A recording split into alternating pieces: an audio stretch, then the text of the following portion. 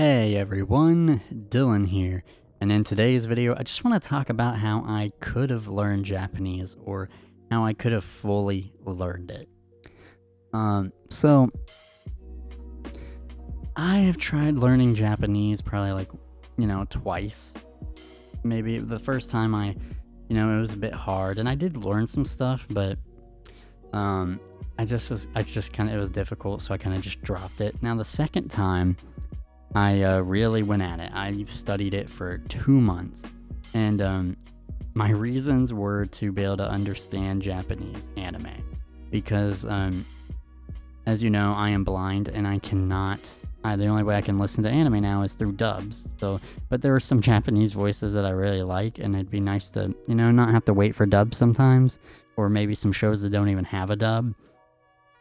So I kind of wanted to be able to listen to Japanese and understand it and do that. Also, maybe listen to some songs and stuff.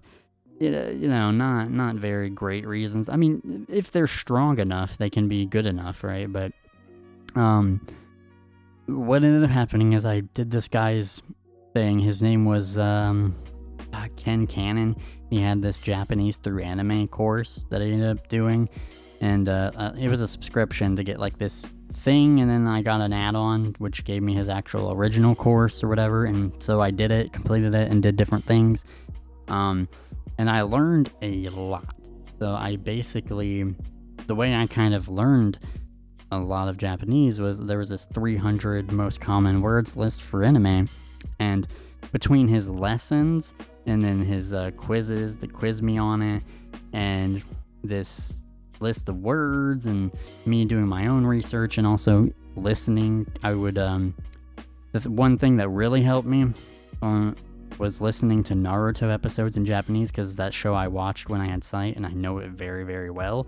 So I figured it'd be easy to like listen to and still know what's going on, and so I could try to listen to new words I learned. And so one thing I did was this list of words, I would go over 10 of them each and have a Japanese dictionary, and I would try to learn what each one meant and memorize them. And so I do 10 a day, and then every other day, after that day I would learn another 10 and also review the previous 10 until it got to where I had learned all 300, and I would go over all three. Like once I learned 100, I would go back over every single one of them to make sure I drilled it very hard in my mind. And after learning 300 words there, and I learned some other words elsewhere, of course, and I learned most of the particles, ga, wa, mo, ni, just a bunch of them, like de, no, of course, to, just so many of the different particles, and the grammar and how things work and all the different verbs and adjectives and stuff. I learned everything, right? I learned so much stuff.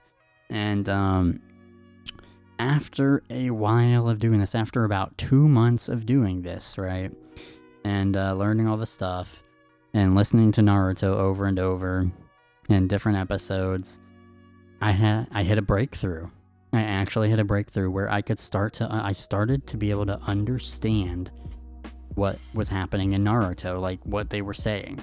I got to the point where I learned enough words, I had drilled enough, I learned the grammar, I had been listening to enough Japanese to get myself familiar with it so it didn't sound so foreign, right? And I was able to understand things. I was able to understand things in many different things, and then I quit.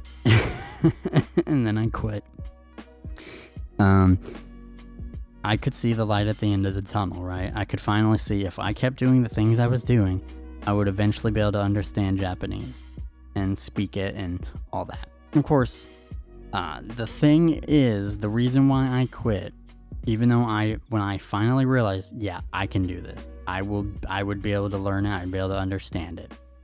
I got to that point where I knew if I kept going, I would get there. Why I didn't is because of time.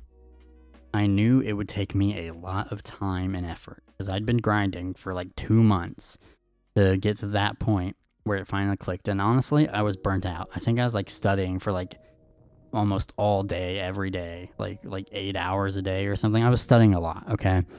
And then I just kind of got burnt out and I didn't want to continue. I was just like, I even took a week break to see if, and I tried coming back and I'm like, man, I just don't want to do this anymore.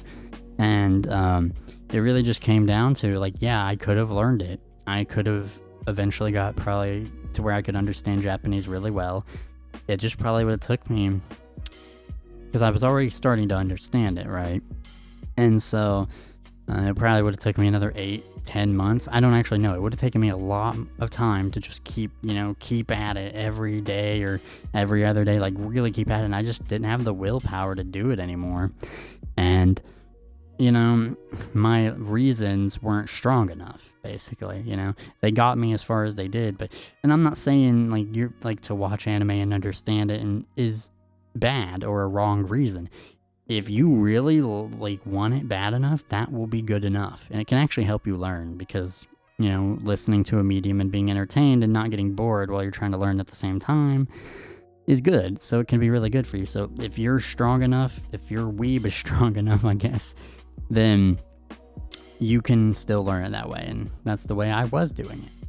But my reasons, my want to do it wasn't strong enough. And eventually I just kind of was like, it would have taken too much time and not been worth it for me. So I kind of just didn't.